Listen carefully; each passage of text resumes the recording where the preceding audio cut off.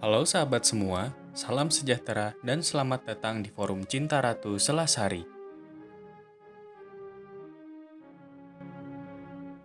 Mentak, mentak, takkan dani melakumu, angisi di sini Arah yang hendak dituju forum ini banyak hanya sebagai stimulan dan pelengkap pemahaman awal terhadap fenomena hukum dan sosial. Semoga bermanfaat.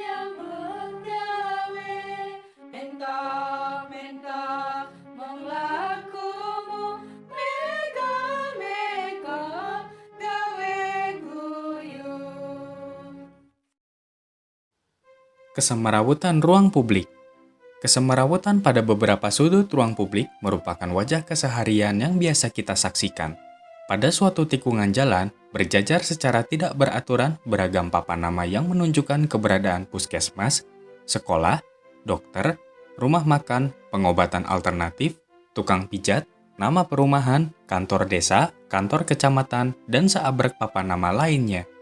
Tidak jauh dari sana, tampak beberapa tiang terbuat dari besi atau semen yang posisinya berhimpitan saling silang mirip rumpun bambu yang sudah pasti juga tidak beraturan.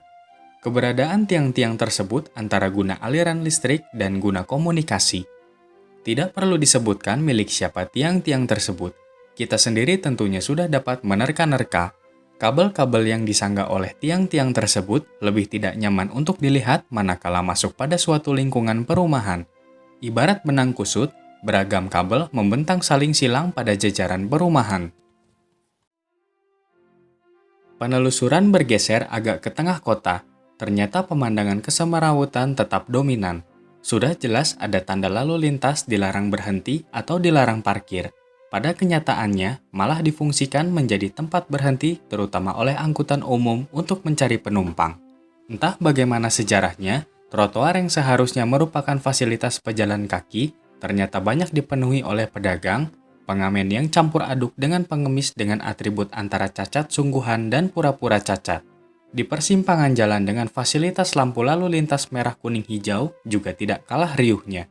Berjejer ibu-ibu menggendong bayi yang konon bayi sewaan dengan wajah iba dan pakaian lusuh meminta-minta kepada penumpang kendaraan yang sedang berhenti.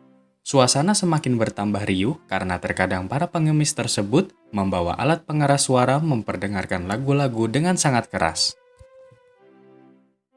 Pada musim hujan, ada cerita lain yang sangat menjengkelkan. Selain muncul genangan air pada beberapa ruas jalan yang membuat jalan macet, juga diiringi tumpukan sampah disertai aroma tidak sedap. Anehnya, di musim hujan itu pula sering terlihat bermunculan proyek-proyek yang memerlukan penggalian tanah di tepi jalan. Sudah dapat diduga akibatnya, di mana jalan di sekitar menjadi penuh lumpur kotor dan jalan licin. Belum lagi kalau di sekitar situ terdapat tikungan jalan masuk sebagai akses menuju perumahan. Maka kemacetan parah karena harus menggunakan jalan secara bergilir tidak terhindarkan. Wajah kota semakin warna-warni secara tidak beraturan.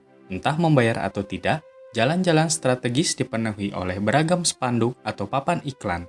Tembok-tembok pagar atau tiang-tiang di tepi jalan juga tidak luput dari sasaran kekumuhan, mulai dari vandalisme hingga tempelan kertas jasa sedot WC dengan judul Mitra Tinja.